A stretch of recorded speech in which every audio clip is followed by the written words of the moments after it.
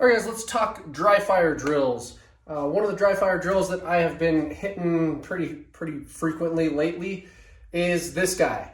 I've got two targets up here. I will go back and forth between them, but I've got a dime taped to a wall, and then I've got a small, like a 1/4 inch length of electrical tape next to it. Now, you can use either or, right?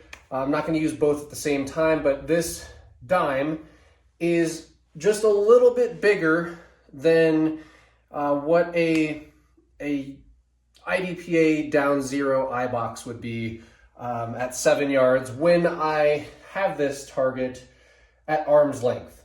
And for the piece of tape, that 1/4 inch piece of tape is roughly the size of a 3x5 note card or a USPSA eye box. So what I'm doing here is I'm keeping really close to this wall. I am only giving myself enough room to come to appropriate level of extension and not overextend the gun. And I'm going to be doing draws, basically putting the front sight on these targets and pressing. Now, the wall is a good feature here. I want to actually touch the muzzle, basically, or be within 1 inch of touching the muzzle. That's going to ensure that I get the same presentation extension every single time, that I'm not, creeping the gun in, that I'm not pushing the gun too far out. It is also going to give me the best visual feedback for tracking that muzzle onto the target during the extension process. Now, you can do this with a target at distance too, but this is just the easiest way to keep yourself from doing some bad habits, changing your extension distance, and the best way to keep your form the same way every time. So, guys, this may seem easy because I'm literally touching the muzzle to the target. I promise you this is exactly as hard as making an eye box hit at 7 yards. There's that little piece of tape. There's a USPSA target at 7 yards. There's my full extension. Here we go. I've got my setup here where I am going to be appropriately extended, and this is how I will practice. So I'll creep that in right there. Okay. And I'm going to be doing this from my normal deep carry Enigma setup here. So a pair of blue jeans and yeah, here we go. 1 second par time, but whatever your par time is, you do you.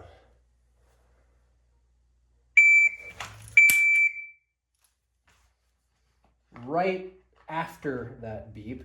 So I could have broke that shot sooner. Let's do it again. Bobbled that draw, but I got the muzzle back on target before I pressed the shot.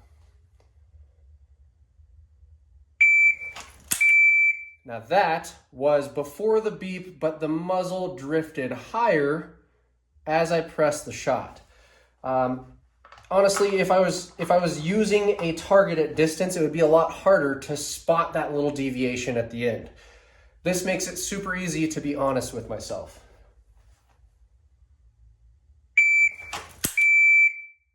That shot broke right there, and then I drifted the muzzle over on center. Probably would have still been in the eye box, but it would have been on the edge.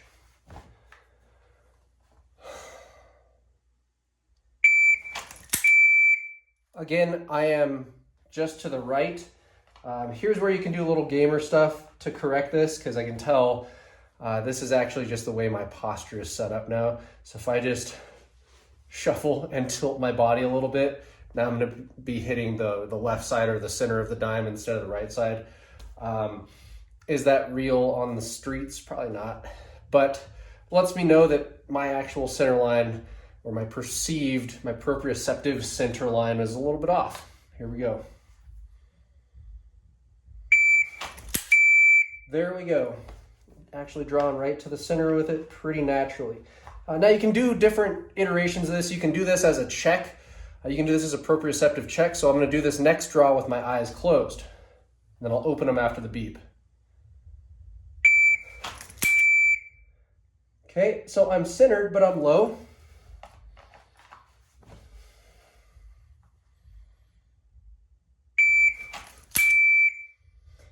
And now I am, vertical deviation is good, but left-right deviation is off.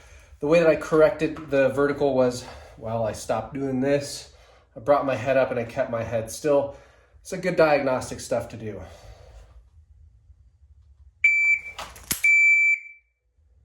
Okay, left-right deviation, you know, it's a tough one, man. You're doing some left-right shoulder movement on the draw. Just try and dial it in, but I am happy that the vertical deviation is gone. So I'm right on the dime level. I'm just an inch left or an inch right with my eyes closed.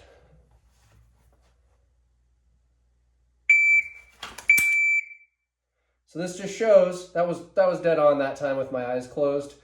This just shows the level of proprioceptive awareness, or I should say, how much the visual portion of the draw is versus how much the actual muscle memory or the kinesthetic awareness is as a part or a percentage of the draw.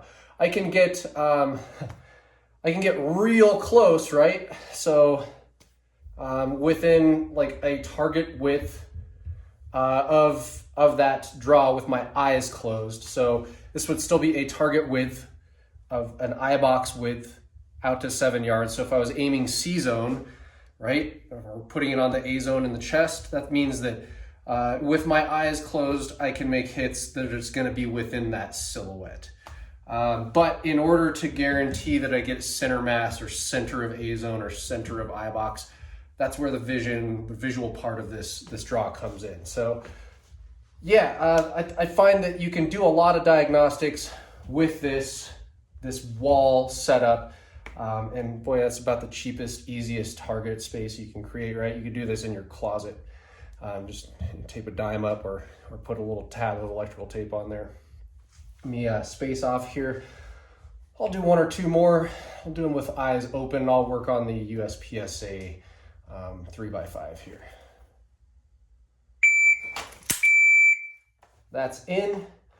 You will notice that bobble after I'm pressing the trigger. Guys, it's where the front sight is when the gun goes click, not after you're letting off the trigger, especially with a double action only revolver, like a 13 to 15 pound trigger. Just the act of pressing the trigger is actually going to move the gun. But timing is everything there.